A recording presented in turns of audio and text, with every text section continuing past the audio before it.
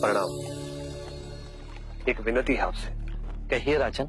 पिछले कई दिनों से मेरे स्वप्न में मेरे पिताश्री आ रहे हैं। मैंने ब्राह्मणों से भी इसका अर्थ पूछा तो उनका कहना था कि तुम्हारे पिताश्री को शांति नहीं मिली, उनके लिए पूजा करनी हो, यज्ञ संपन्न करना होगा। आप तो परम ज्ञान का स्वरूप है, तो विनती है आपसे कि पूजा विधि आप ही के हाथों से हो, जो मेरे पिताश्री तक पहुंचे, उन्हें मुक्ति मिले, जीवन मरण के इस चक्र से वो मोक्ष पाले। अवश्य राजन। आप मिट्टी के 2 घड़े मंगवाइए, एक में घी भरवाइए और एक घड़े में कंकड़ पत्थर भरवाइए, और उन दोनों घड़ों के मुंह कपड़े से बंधवा दीजिए और उन्हें लेकर नदी के तट पर आइए। मैं वहीं आपकी प्रतीक्षा करूंगा। मैं भी इसका प्रबंध करता हूं महाराज।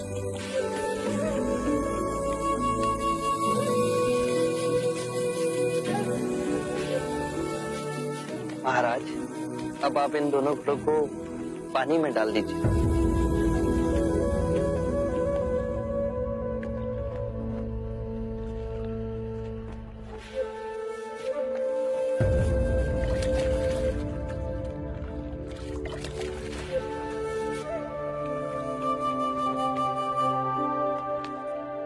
महाराज, अब इन दोनों घड़ों को आप तोड़ दीजिए।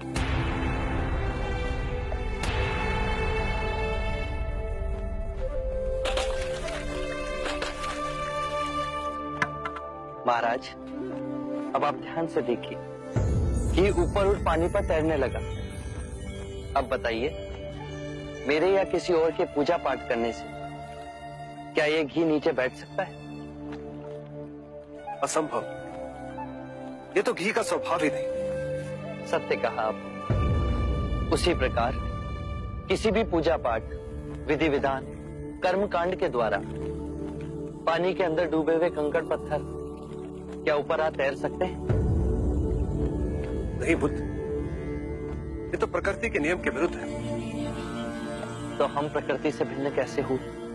हम भी तो प्रकृति का ही रूप है। सत्य कहा बुद्ध। एक सत्य ये भी है राजन, यदि हमारे पूर्वजों ने अपने जीवन काल में कंकड़ पत्थर बोए, दुष्कर्म किए, तो वो स्वाभाविक ही कंकड़ पत्थर की तरह नीचे बैठ जाएंगे। और यदि उन्होंने अपने जीवन काल में सत्कर्म किए तो स्वाभाविक ही घी की तरह ऊपर आ तैरने लगेंगे। जो बोएंगे वही काटेंगे। परंतु इस शरीर रूपी जीवन काल में ही नहीं, अपितु इस शरीर रूपी जीवन काल के पश्चात वाली यात्रा में भी हम जैसे कर्म करेंगे वैसा ही फल मिलेगा। अब बताइए, इस प्रकृति के नियम को कोई पूजा पाठ, कर्मकांड, विधि विधान, यज्ञ हवन मिटा सकता है? राजन, मैं भी इसको नहीं बदल सकता। केवल अच्छे कर्म ही मनुष्य की मुक्ति का द्वार खोलेंगे। कैसी तलवार है आपके हाथ में, जो एक क्षण में सारे झूठ काट केवल ज्ञान को प्रकाशित करती है। ना जाने कितने जन्मों और भटकता में यदि आपकी कृपा ना होती। इस एक क्षण में आपने अपनी अदृश्य तलवार से मेरे अहंकार का सर भी काट दिया।